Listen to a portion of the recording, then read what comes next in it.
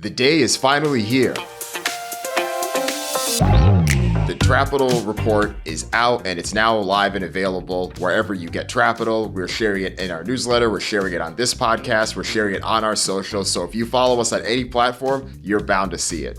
And this is our annual breakdown. This is the second year we've done this. This is our annual breakdown on the trends that matter most in music, media, and culture. We talk about streaming and how things are starting to shift and why we're hearing a lot more discussions in the industry about how we can grow the pie, what that looks like from a revenue growth perspective, how generative AI plays a factor, why I'm bullish on it, and a bunch of other trends too. We also talk about hip hop and where things are today. Things aren't quite as down as Juicy J tried to say it was a couple of weeks ago, but we dig into that. We actually have the data to prove and some opportunities on what that looks like. We also talk about touring and live music and the big year that it's had post-pandemic and some of the genre trends and why some of the genres that are popular on streaming may not necessarily look that way when it comes to live music. We also look at audience profiles, have some fun segmentations there, some of the largest exits in music, the most valuable songs in the world, and more. I'm so excited about this, and today I brought on the person that helped start this report from the beginning, David Boyle. David Boyle runs audience strategies and he worked in music and he's worked for a number of different companies around the world, helping them better understand their audience and their insights. He's so passionate about this space and he's done a lot of work in TV, music, fashion, and more. And he's also done a lot of work with AI as well. He's working with different companies to help train them. He wrote a book about AI as well, and we'll actually include a link to that to the show notes as well. So we talk about that, talk about a whole bunch of trends, and this is an exciting time of year. This is our annual report. We released it last year on Halloween. We're releasing it this year on Halloween too, and I really hope you enjoy it. Here's our episode. All right, the day is finally here. We are releasing Trapital's second ever report, and David, gotta give you a big thanks for everything you've done to help make this possible. And I'm not gonna lie, I think I need to catch my breath a little bit. It's been a bit of a busy stretch leading up to this, but I'm really excited with where we are. And it always takes longer than we think it's going to take as well, right? But it's one of those things. I looked at the date last year. We're consistent. October 31st, Halloween, that's when this report comes out. So we started earlier and then just took longer, invested more in it this year. But I do want to go back to an email that you sent me 2.5 years ago, because that's where this all started. So back in July 2021, you emailed me, I just came across your site, love it. I just produced this annual report for dance music industry, which has a lot of hip hop in it. I've been wondering if anyone in the hip hop world would be interested in a version of this report for hip hop, but I don't know the world personally. You send me the links. What do you think? Worth the chat? And then boom, we're off to the races. My colleague Simon and I were deep into the data for that business report. Again, it's electronic music. And I was drawing all these graphs for electronic music, and I just thought, hang on, so what? Compared to what? And I looked at hip hop alongside electronic music, and I thought to myself, my God, that's the real story. That's massive, massive growth in recent years, significantly larger engagement of audiences than electronic music. So I'm writing a report for the electronic music world, and I'm fascinated by the hip hop story that's in there. And then, I reached out to you after the report because I was a bit confused on honesty. Because a lot of people in the electronic music world had said to me, right, don't even bother putting hip hop on the same charts. We don't want to compare ourselves. And there's no lessons for us to learn from the state of hip hop. And I just thought that was absolute bonkers. It seemed to me like they were missing the big story about what was really engaging young people. So I let that go, did those reports, left hip hop in there, and I thought, let me just go find somebody who understands the hip hop community, to sense check, am I crazy, or is this really the force that it looks like it is? And then how can we tell this story? And this was the place to be. I think one of the things that you were able to tease out from that report was where hip hop was at the time, because you were the person that first shared it back in that report that you put out with IMS 2021, that it looked like things were starting to taper off from recorded music growth revenue for hip hop, because for past 5 or 6 years leading up to that point, as the streaming era continued to take off, hip hop's growth continued to go up, and up. That's when we first started to see the reports about hip hop becoming the most popular genre of music. But you called it out. And I think that this was something that became an interesting part of that initial report that we worked on, and just understanding and seeing where things were. So it would be good to hear from you what your thought was at the time, because you saw something and you're seeing it at this point where everyone else is still leading, not just obviously leading all the way into the genre, but it's something that may have seemed much more countercultural than saying that type of statement now.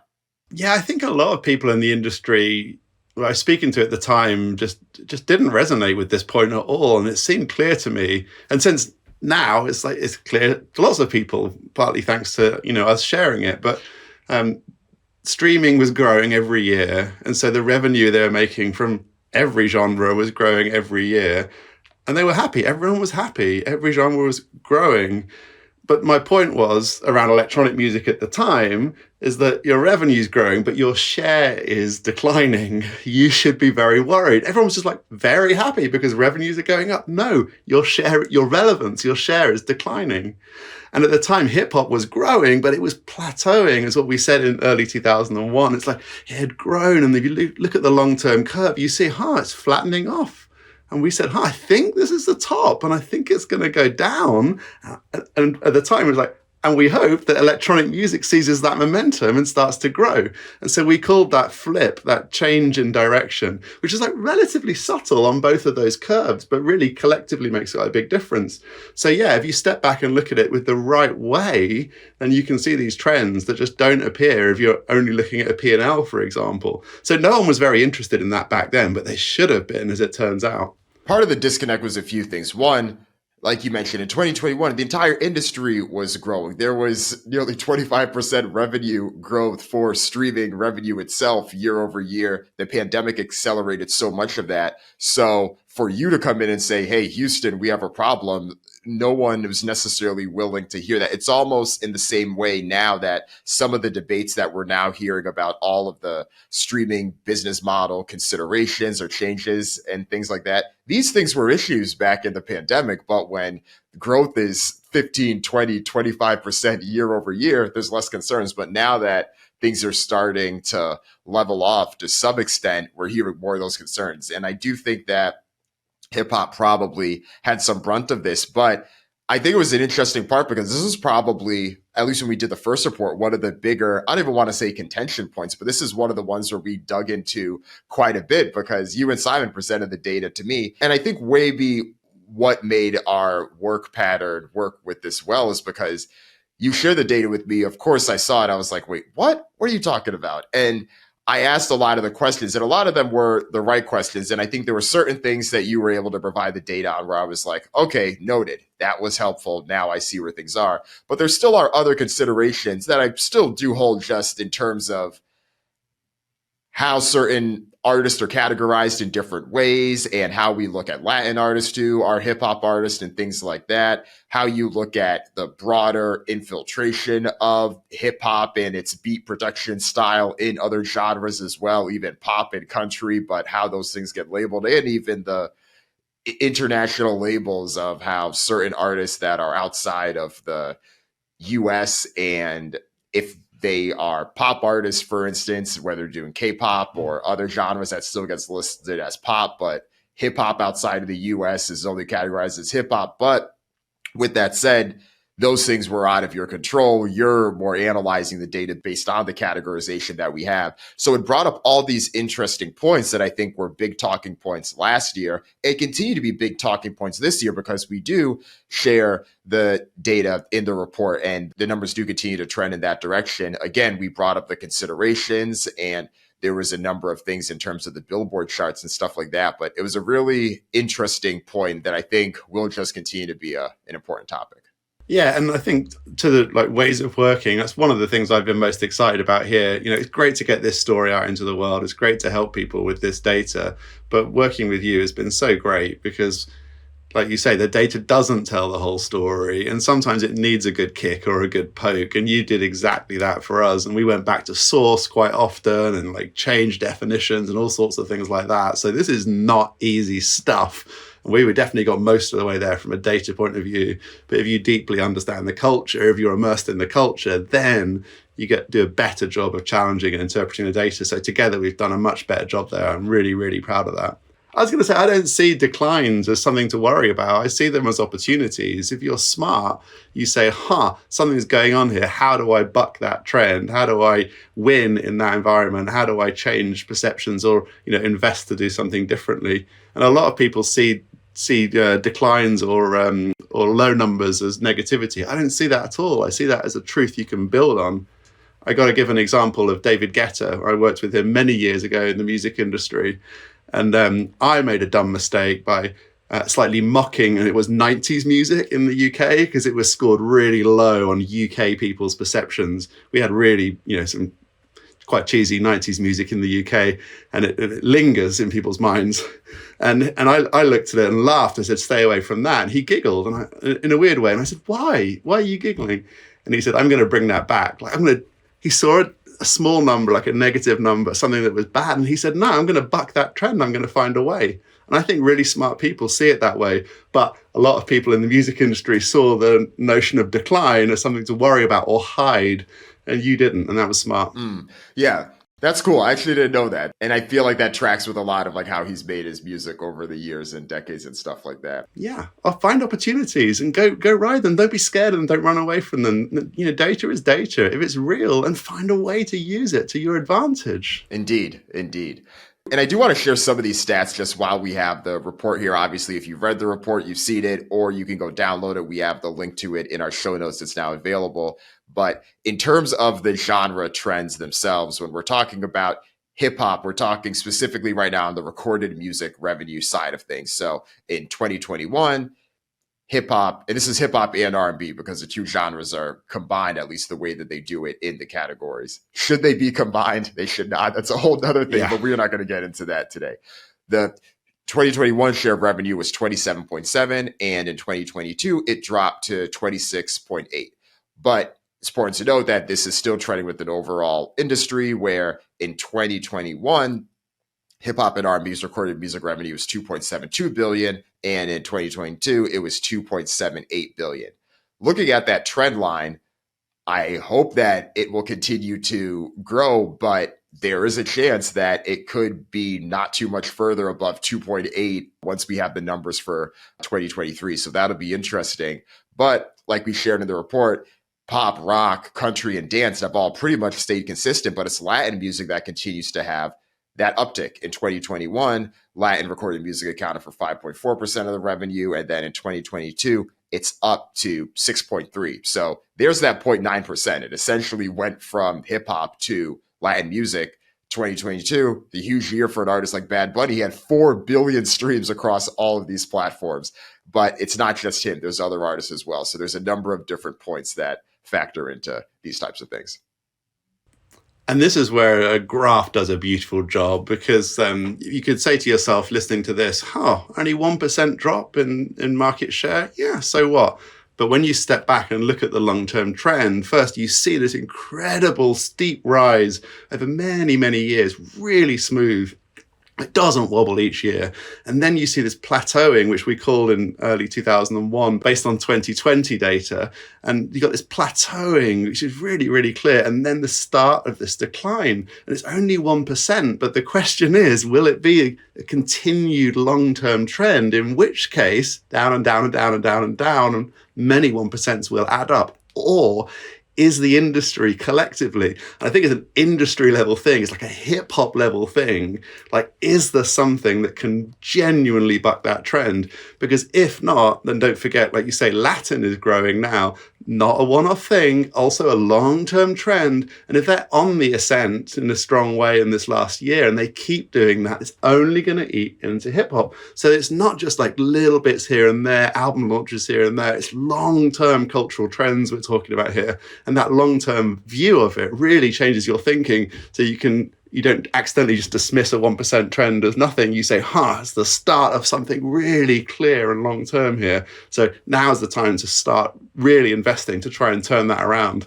Don't let it turn into a long-term trend. Right. And that's where some of the concerns about some of the narratives that get put out there can be challenging, because the headlines that we see that don't always provide the context, those are the things that can lead to investment decisions, marketing budgets, and things like that, and willingness to sign certain types of artists from certain genres, willingness to put money towards radio budgets, music videos, and things like that. So that's where some of these things can be a bit concerning depending on how the data is shown, but hopefully reports like this can help add that additional context. I think it's also important to know too that so much of this growth has or not even growth, but so much of the genre shares over time have tracked with these music streaming, the digital service providers, the DSPs, and how they have continued to grow and expand, and what their audience demographic has looked like over time.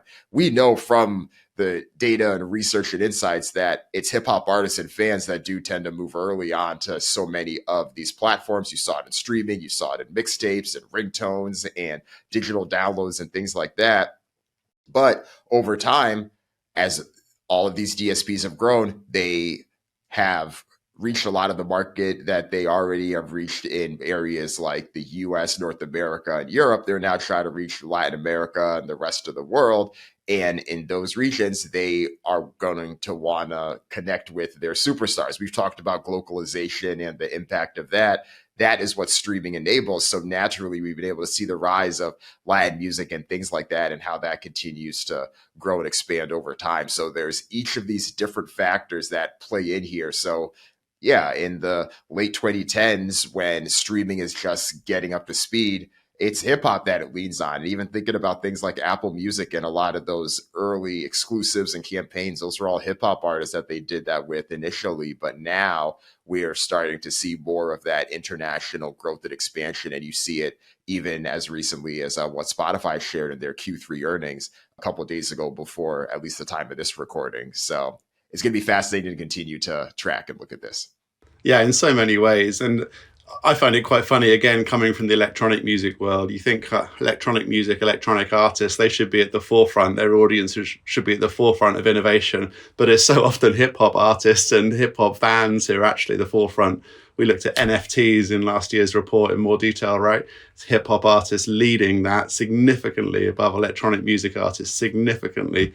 And then whether it's social media engagement or all sorts of other metrics, it's hip hop that's leading it. It is the, as one person said last year when I was interviewing the industry to try and work out whether this was right or wrong, it's the defining cultural force of our time. And that is true. The next part we should talk about is the superfan opportunity, the $4.2 billion superfan opportunity, according to Goldman Sachs. And this is something that we dug into in the report. And it's something that is very native to the work that you do at Audience Strategies, understanding what drives consumers, what pushes consumers to do things. That's what the music industry is after right now. And this has become a bit of a hotter topic right now for many in the industry, because many of us agree that streaming has been great. In many ways, it did save the music industry over the past decade to be able to rebound and reach the healthier place that it is today. But streaming is a lowest common denominator product. It is built to be able to reach and serve so many of the people who can listen to music on ad-supported services free of charge, at least from a direct monetary perspective, and those that are paying what's still to be considered pretty low prices to access nearly or over 100 million songs, any song that they would ever want to be able to have on-demand access to. So that piece of it's there. But what does that next layer look like? What does that super fan layer look like, especially when you look at the monetization of something like Spotify, where this is another thing that they had shared in that Goldman Sachs report. Per hour streamed, Netflix charges 4 times as much as Spotify does if you look at overall hour stream per the content that's there. So that's just another indication. And yes, Spotify and others have raised prices, but we just saw Netflix continue to raise its prices as well after the most recent strike ended in Hollywood there. So those trends are likely, it seems like, continuing, but how can they address the superfan? I think one of the things we talked about in the report is there are platforms that are clearly growing and trying to do this independently, whether they're helping and working directly with the rights holders to do it. The DSPs are trying to do this themselves. And there's also new startups that are trying to do this as well. But I know, given your work, this is right at your alley in terms of how companies can better think about this. Yeah, first of all, the monetization is a bit of a scandal when you look at it from a passion point of view. Almost everybody on the planet says music's important to them or is a passion of theirs. Almost everybody. And we've surveyed millions, literally millions of people over the years to ask this question. And the percentage of people who say the same thing about movies or TV or even about sports is much, much, much lower. So music is the most loved, most passionate form of entertainment of them all. That is a fact, always has been, or forever. We've been researching it. And so it is a scandal that that's under-monetized. And then, if you think about fans, we like to de-average audiences. So let's take a bunch of people who don't care very much and aren't willing to spend very much, a bunch of people who are willing to spend about $9.99 and do care, and then a bunch of super fans. What streaming did was to take the bottom two and to serve them very, very well. It said, hey, don't bother with piracy. There's free options here. It's fine, which we'll monetize with ads. Or, hey, upgrade to $9.99 maybe. So that all worked pretty well at the bottom end and the middle. But all the people who were super fans said, only $9.99? Excellent. And they reduced their spend to $9.99 and we lost that value in the market. So the question is, how do we get it back? Like, how do we get them to spend at a level that matches their passion and that matches their willingness to spend as well? And while they've been out buying vinyl sometimes maybe, or like incredibly expensive concert tickets maybe, how do we I think of vinyl as being merch in that sense. How do we get them from that money from merch or from live that they're willing to spend? And why don't we get recorded music willingness to spend up as well and give them recorded music related things that match their needs, whether it's like exclusives behind the scenes, whether it's alternates and B-takes, whether it's, involvement or engagement with the artist around the recording process, whatever it is. But how do we get those extra like things that they're willing to pay for, and how do we monetize that as part of the streaming services? Right. And I think at the end of the day, what fans want, they want something that offers them a feeling of identity. They want something that offers them a form of self-expression, because it's rarely about the individual t-shirt. It's about the feeling behind the t-shirt. It's not just about spending 3 hours watching live music. It's about the feeling and the memories and what it created and the opportunity to be able to identify with that. How do you create that on these digital platforms? For years, so many of them have been reticent to offer anything on a platform that may deter you from actively streaming music, because that's what they're trying to have you do. Some of the more niche DSPs have been a bit more flexible in offering some of those things, but that's what's been there. But I do think we're seeing more of the tide shifting, because people do see the opportunity, and it's a power law game and everyone else captures that. And the thing is, if you're working solely in the recorded music side, you see live capturing the upper tier of that demand curve of who's the most interested. You're also seeing vinyl and merch, while the recorded music side does have a bit more take in that to be able to help capture that. Well, definitely on the vinyl side, what are those additional things? And I do think there's a fine line that needs to be looked at in terms of wanting to serve these fans and providing something to them that they actually want, versus treating them like an ATM machine, because I think that sometimes can be the difficult place there. Super fans, everyone, the eyes open up and the dollar signs of opportunity come through. But how do you do it in a way where you don't have fans complaining about your service the same way that they complain about other music related experiences and things like that? And I think that's where you got to start with the fan and really understand, like, what is it that they want. And I have another great example from many moons ago, working in the music industry. I probably better not name the band, but one of the biggest bands in the world that ever has been, household name band. And we showed them this group of their audience who really wanted like a super deluxe, like physical, scarce, limited edition box sets. The band had never done that. They'd never really invested in that high end. And I never forget the manager saying to me, we always wanted to, but we thought we'd be ripping off the fans. You're telling me that's what they want, and therefore we're letting them down by not doing it? Great, let's do it. Win-win for everybody. So don't treat fans as an ATM, but at the same time, some of them really, really want those, like, in that case, scarce physical limited edition boxes. In some cases, access before anybody else. In some cases, remix and outtakes. Different fans have different wants and needs, but you got to understand, who are my fans? What do they want? And how do I give it to them? That band that you're referring to, clearly was likely leaving some money on the table, because this is obviously a very common practice. Now we see it across media. I'm thinking back to the days of the special DVD releases for the 20th anniversary of Scarface or whatever it was. The same exact DVD you got 2 years ago when they put it out, but it's like that type of thing. But I do think in music, you see this now where you have these fan bases, especially online, that will do any and everything, sometimes in unfortunate fraudulent behavior, but they'll do anything and everything to help their artists rise up the charts. They'll buy each of the vinyl and the CDs in different versions and different colors and things like that to be able to have them be commemorative pieces. They'll go and stream the songs nonstop, and they'll start campaigns no different than, a community organizer and activist trying to get people out to vote in an election or something like that. It's very interesting what these fan bases do. But again, that still is a subset of the community. So it's never going to be a right answer, but it's all about knowing your fan base, because the BTS army might be all about that, but another fan base may be like, no, why would I want this product? We are not BTS and we're not BTS fans. So it all depends. Yeah, and the beauty of it is if you get this de-averaging right, if you understand your different audience segments and you do the right thing for each, like every one of them is happier. Let's take an example. May or may not be a good idea these days, but on Spotify, why don't you take all the B-sides, why don't you take all the bonus content, all the extended remixes, and all of the outtakes and studio demos from the longer versions of albums, take all that off. Put that in a premium tier, because it's fans that really care about all that stuff. And what you've done is simplified Spotify for all of the mainstream music consumers, all the 9.99ers. It's easier for them to listen to the actual album they want without all the weird odds and ends at the end of it. It's easier for them to find the right version. Their playlists are all curated playlists are all better as a result. It's tidier and better for them.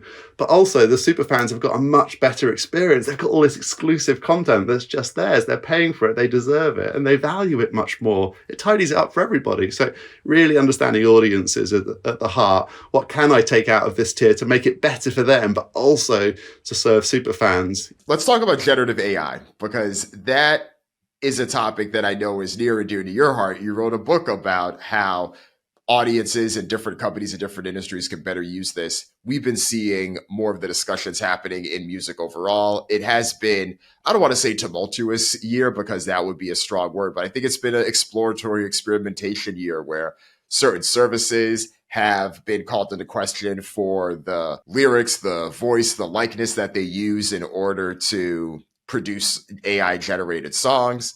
They also have artists themselves that are willing to experiment with it. But I think you and I are both bullish and believe that this could be a huge benefit for the industry. And I think there's a few things to keep in mind here that I think about too. I think that this industry has continued to grow and develop and grow the pie, which I know is something everyone wants to do, when they found ways to increase the amount of derivative work. They found ways to work with artists and their fan bases to make things more engaging for them. And there are so many things that track with AI along those lines that can help. First off, the only songs that have went viral or gained any type of traction are based on the voice and the lyrics and the image and the likeness of artists who are already popular.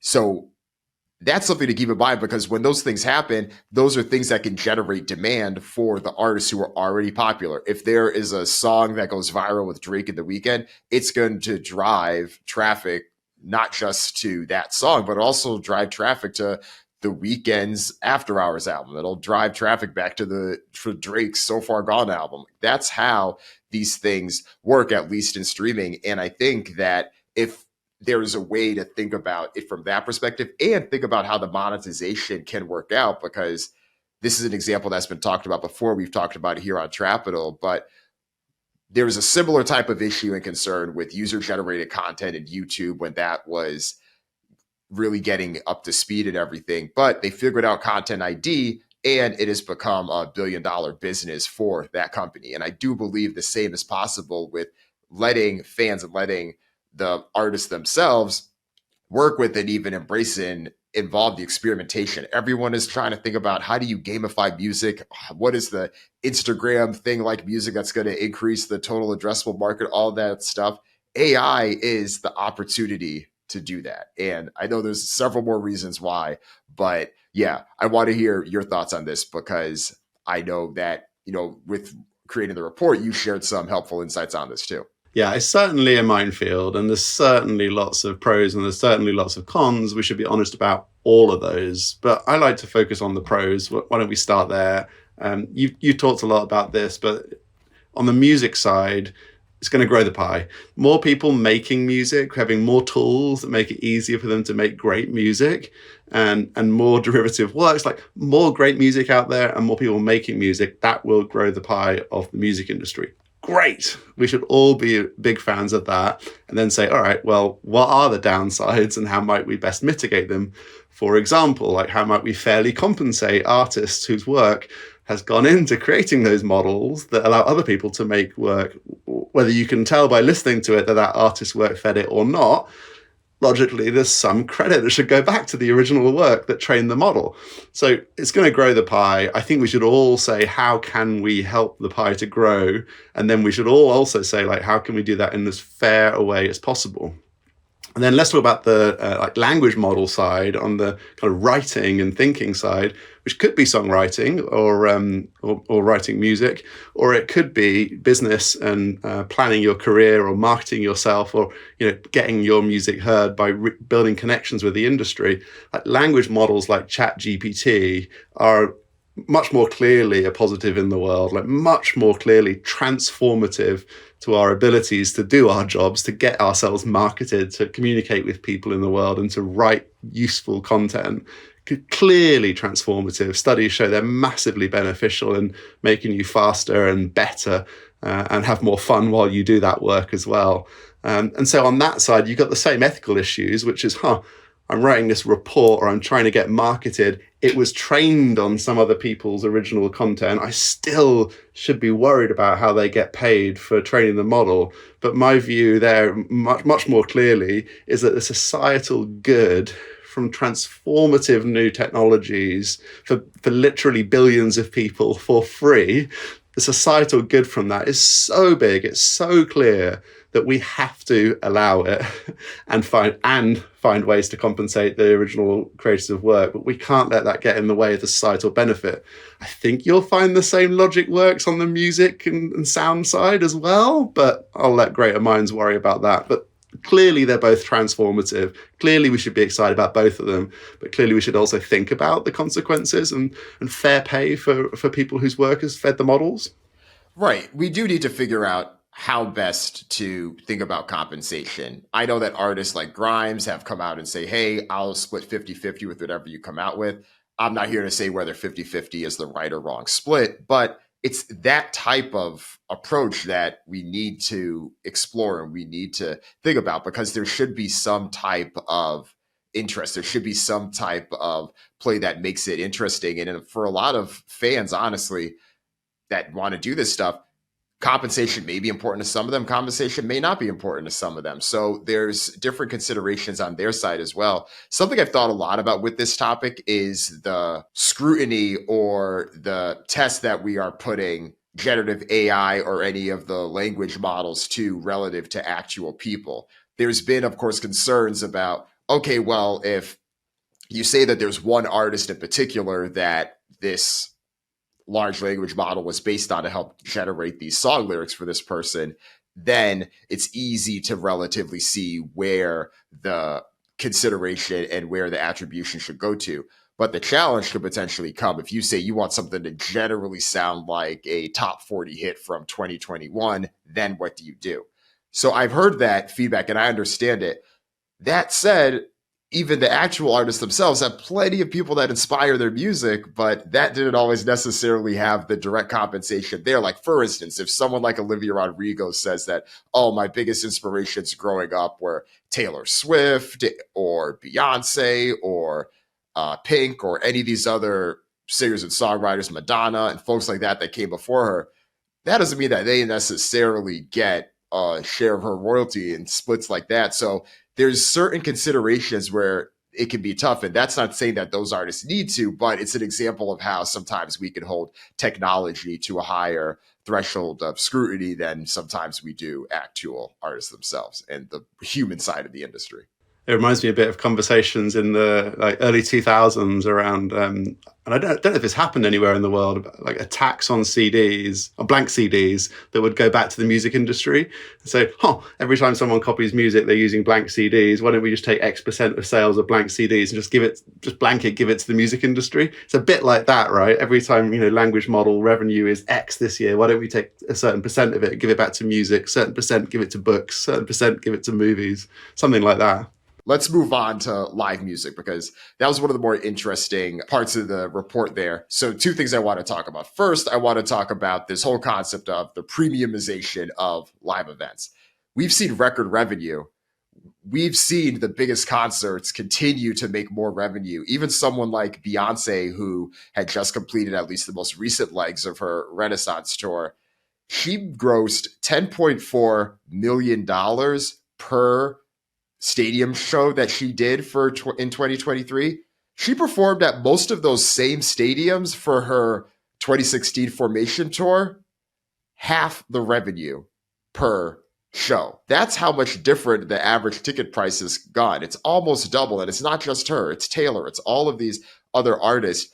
So as we've seen the record revenues go up, we've also seen the number of shows come down. And this is even comparing it to the most recent pre-pandemic year that we have, looking back to that 2018-19 year, since we looked at these on a half-year split. And I feel like this is also a dynamic of the power law, and where things are just continuing to go, and where things are going in music in general. While working on the report, you and I talked about the jeans dilemma, the thing that you had brought up, right? In terms of the more options you get, the more you just want the jeans that you could trust. We see that in music now, where the more and more you have more tens of thousands of songs being uploaded to all of the DSPs on a daily basis, the more people feel overwhelmed by the options, and the more they want what they have. That then incentivizes these superstars to level up their shows to the highest level, now give you 3-hour sets. They put even more into production. And then now, oh yeah, here's the concert film that you can go see, and let's make that a huge box office hit. Here's this, and let's have you come travel to come see these major shows. It's fascinating. Yeah, there's a lot going on with that, right? And it's funny, I sent you that message about the jeans as I was buying some jeans on Amazon, and I remembered this talk from like a decade ago about the paradox of choice. As I'm scrolling through Amazon, there's like 500 ways I might buy a pair of Levi's, and I can't remember the exact like cut or model that I like. I don't know. And so I buy them and I try them on. I'm like, yeah, kind of, but maybe it's not quite the right pair. So I don't know, like the good old days where there was one pair and you got it and you loved it.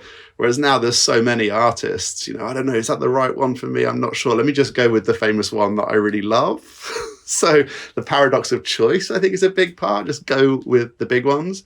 I think we're seeing the lack of monetization of fans on the recorded music side play out as well. If Beyonce fans have lots of like willingness to pay that's not being captured anywhere, she's saying, I'll soak it up in live. Let me super serve the fans. Whereas, that could have been spread out, and therefore the live prices could come down for other people as well. I think there's something going on multi-genre here, like for sure, because I first saw this in electronic music, where I had this massive disconnect. I talked to like the biggest and the best nightclubs in the world, and they were saying, no, things are great. We're doing awesome. And in the UK, I see 1/3 of nightclubs shut down since the start of the pandemic. So something's not right here. The big clubs are doing great, but the small clubs are all shutting down.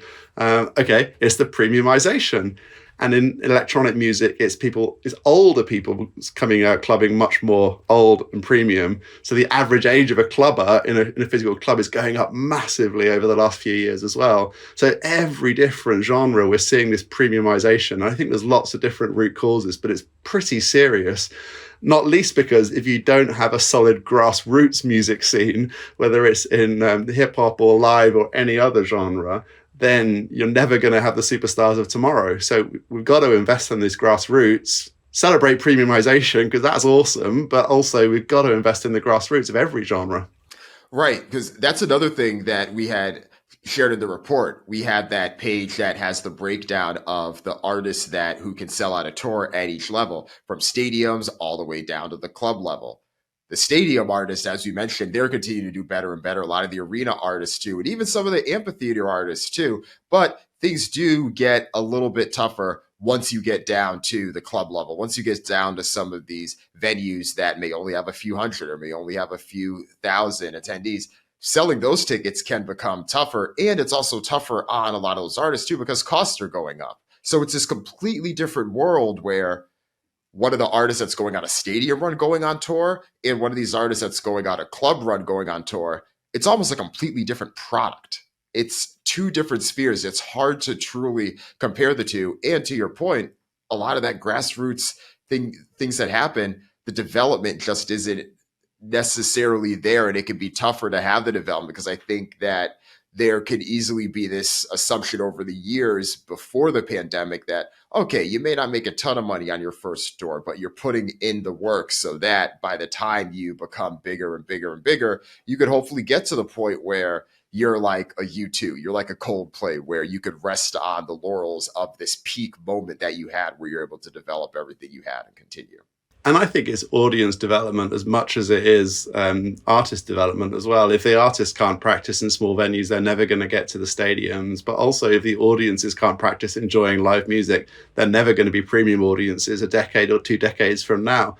When I grew up in my small town in England, it was rock music. That's what my friends went to see. They dragged me along, and every week we'd go see rock music. It was awesome.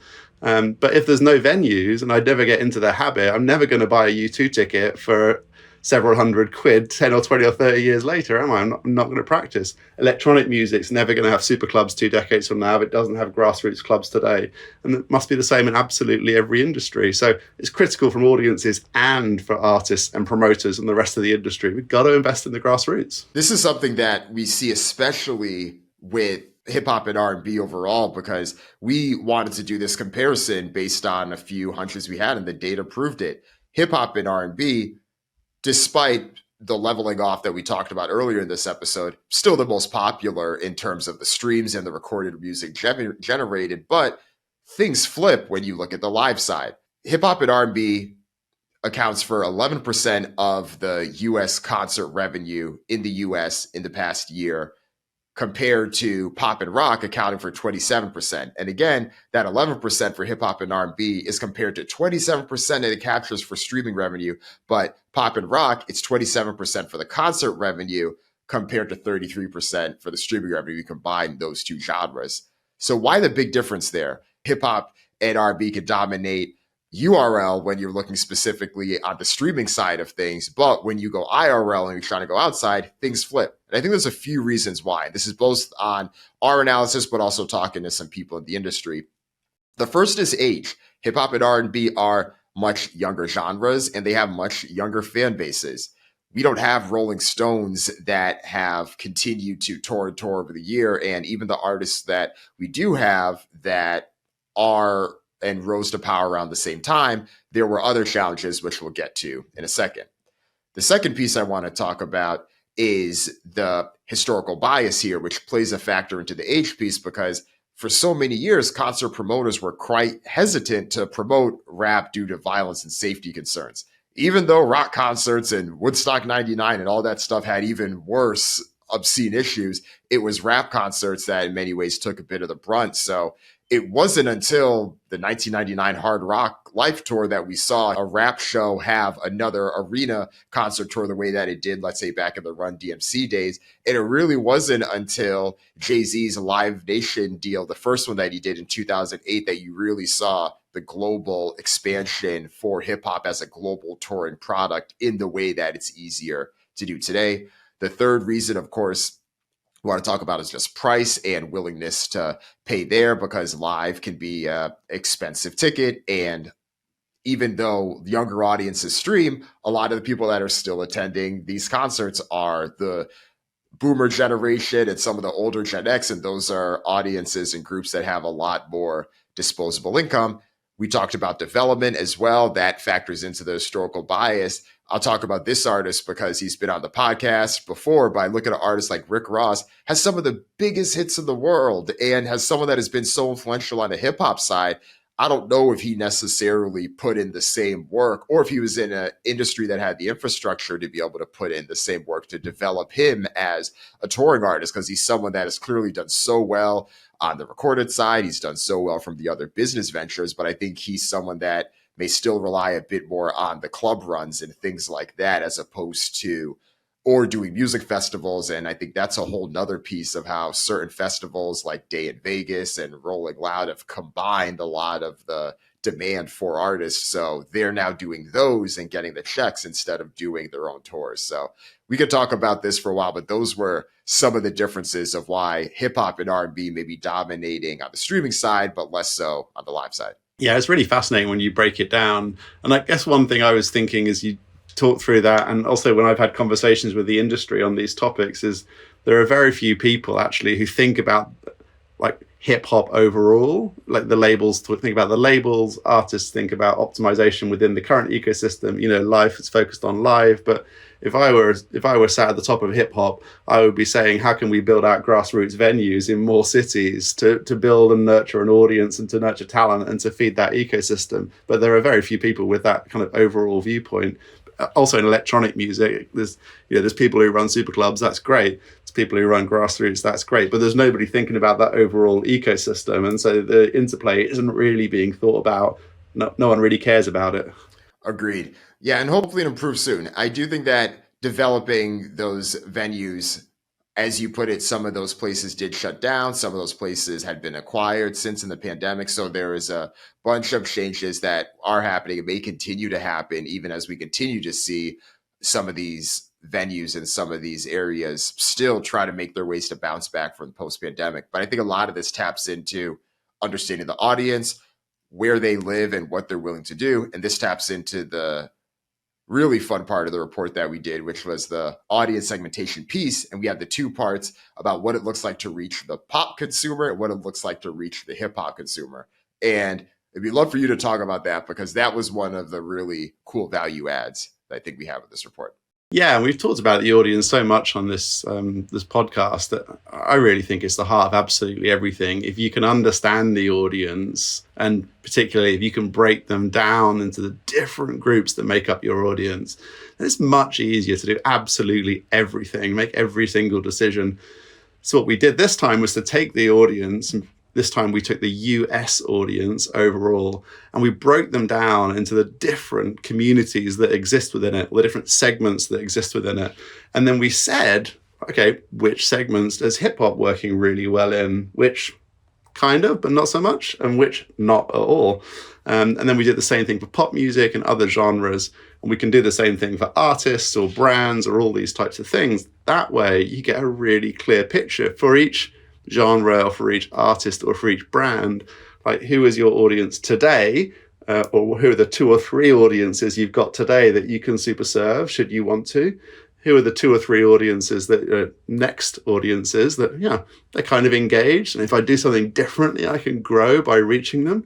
And who are the 2 or 3 audiences you shouldn't bother with because they're not that interested and it would take a radical change to go get them. So stop worrying about them, stop being distracted by them, and just focus on where the revenue is or where the growth is going to come from. So we did this for the US population, and particularly we profiled hip hop and pop audiences to see who they were and what the differences are.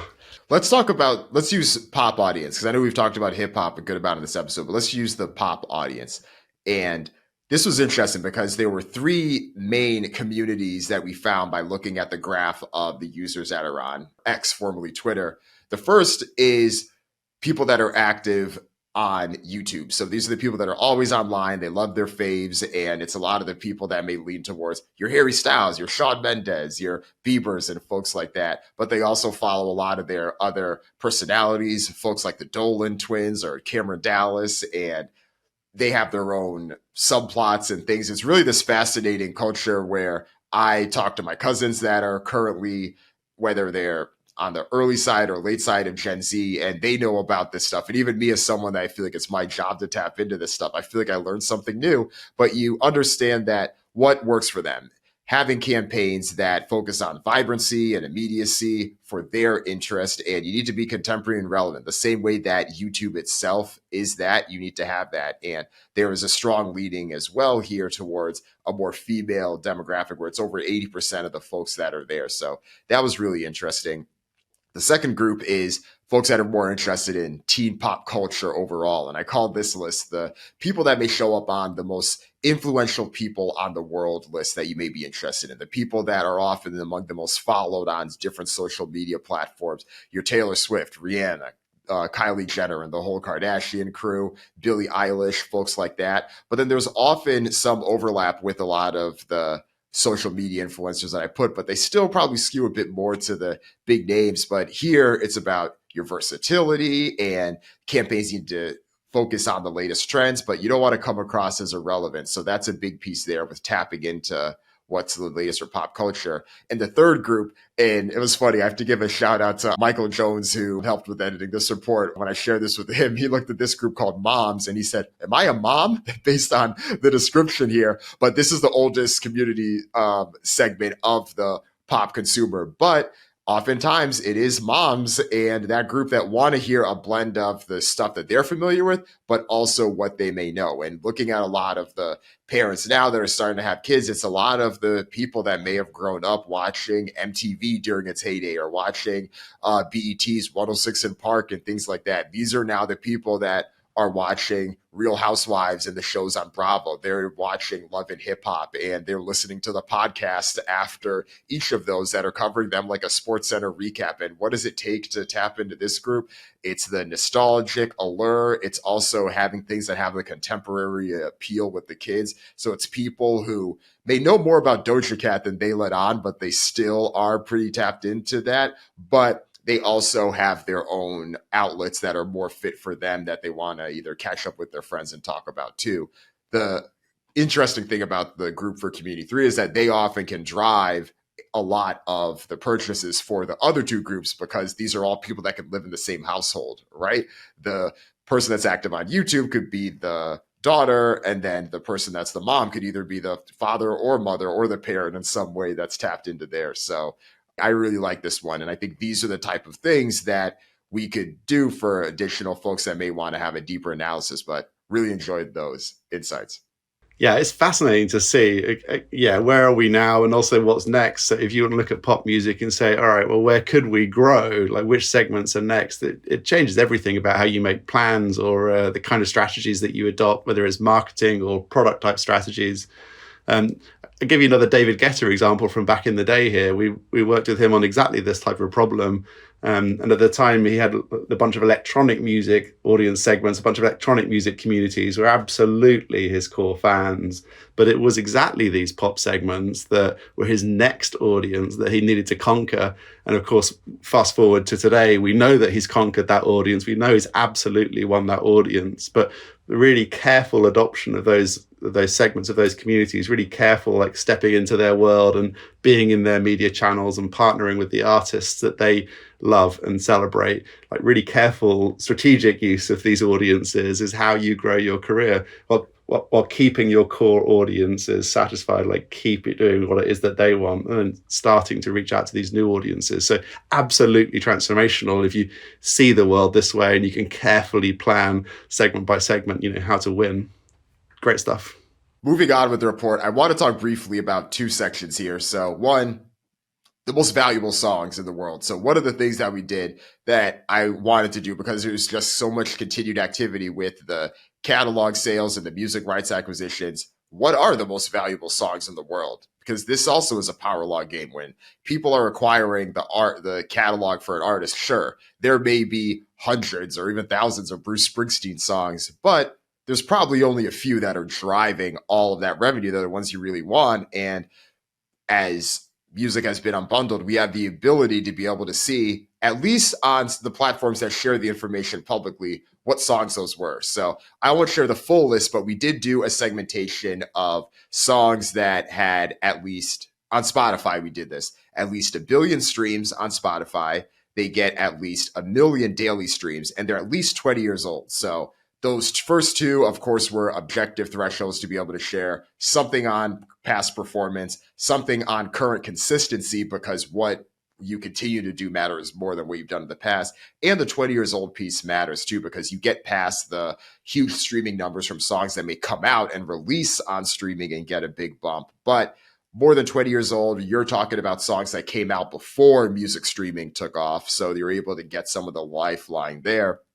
I won't name all the songs on the list, but I got to say, I was surprised to see multiple.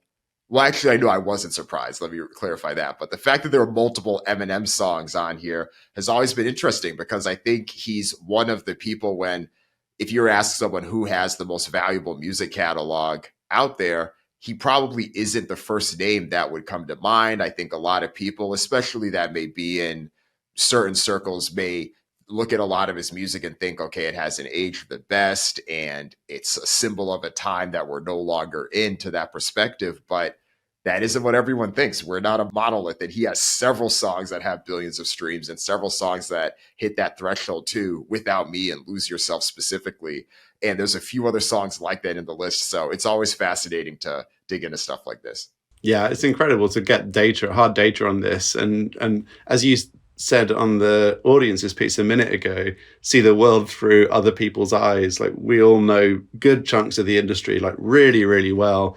And it's when you pull data in like this, or the audiences piece, you start to say, how does the rest of the industry operate? These bits that I'm not familiar with, but my God, they're big. For me, that was going from electronic music to hip hop, or from segments I knew to segments I didn't know very well, or songs I don't know very well as well. So that's the power of data, to color in the bits of the industry you don't know very well and line them up next to the bits you do.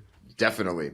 And with that, we have a few other important pieces that are in the main report as well, that are rather in the overview report that we have for the Trapital Report. We also have breakdown on the top 1% of artists, what that looks like. We have a similar breakdown that I shared on the most valuable songs and what that looks like for YouTube. We also have some startup exit details, looking at some of the most valuable companies that have exited in the space, but also those that are currently private that might be the next one up. And it was really fun to work on. So again, if you're interested in downloading that, you can check the link in the show notes for this episode. You can get that. We also have a premium version of the report as well that goes more in depth on a few of these big topics that we talked about. And we do get a bit deeper into some of the strategy, some of the insights to be able to help you make the key decisions that you have there. We talk about more on superfan insights. We go deeper into revenue trends. We have more of those charts and graphs to be able to show certain things. We have more about the challenges that new artists face today, middle-class musicians, the short form video wars, and more about some of these generational preferences that I think are important. And it also comes with 45-minute call to be able to talk with you about some of the results as well from the report and how important it can be for your business. And we get to dig in and chat a bit more about that. So if you're interested there, we also have the link for that in the show notes too. And with the 45-minute call, you get to talk to me and then either David or Simon on the audience strategies team. So we're really excited about that. Yeah, I can't wait to get stuck into this with some real examples, whether it's an artist maybe, or a label, or a club, or a festival promoter, or a brand. Like, seeing all this data through their eyes and thinking about which bits are most important for them and what does that mean? Like, what should I do differently in those shoes? Like, where are the opportunities? That's where this gets really, really fun. We've done our best in the overall report, but those individual conversations are going to be gold. Right, because I think at the end of the day, everyone has access to a lot of the same channels. And especially in this industry, I feel like I see a lot of the things that do seem like carbon copies of each other. But who are the people that are willing to think a bit outside of the box? How do you be a bit more thoughtful about how you spend the dollars to be able to do more effective things? Let's have those conversations. So I'm excited to make that happen with this report. And with that, I do want to give a few special thanks and shout outs. I do want to shout out Simon Jacobs from Audience Strategies, that you worked with David for all the help that he did. I want to thank our data providers as well, specifically Luminate and Polestar, to be able to help share some of the recorded music and live revenue pieces as well. I want to give a shout out to our presenting sponsor, Dice. I also want to shout out the supporting partners as well, Audience and Downtown, for the work that they did to help make this report possible too. And yeah, it's been really exciting and great to work with all of you on this. Yeah, and I got to say again, all that data is great. And that's where my real passion is, like hard data that underpins all these strategies. But your expertise and your like knowledge of all of the artists and what's happening in culture combined with that data has formed such a powerful combination. I wish I had a Dan in every other project I work on in every other industry. I really do. There's something incredibly special there that, you know, the data alone does not do it. There's a magical Dan or Trapital factor on top of that. Thank you. Oh, well, thank you. That really means a lot. I mean, it's been a pleasure to work with you on this. And yeah, that's why I wanted to spend the time out to read that email in the beginning of the episode, because yeah, it was a game changer. And it's been really great to work with you over the past couple of years on different things. And yeah, I do think that you similarly, you get it. You understand how it works both in this industry. You understand how it works overall in other industries. You're always doing inventive and cool things. So yeah, it's been really cool to be part of the ride as well. Thank you. Yay. It turns out putting audiences at the heart of decision making is quite good fun and it allows people to do things really differently. It's great. I know, definitely. Well, thanks again for that. And then for the folks listening, again, you can download the report and read it in more detail. Please, if you listen to this full conversation, you're going to love this report. So please check it out. The link to download the report is in our show notes. Thanks. We can't wait to see what you do with it. All right, that's it for this episode of Trapital. I hope you enjoyed it. Any of the links or things that we mentioned, you can check for those below in the show notes and see the description there. And please, let us know what you think. Leave a comment below. Join the discussion. Let's keep the dialogue going. There's so many interesting points in this one. And if you're not already, go ahead and subscribe to Trapital's YouTube channel. That helps our channel grow and helps Trapital continue to reach the right people. And if you want more Trapital right now, check out this episode, because if you like this one, I'm sure you'll like that one too. Thank you so much. Talk to you next time.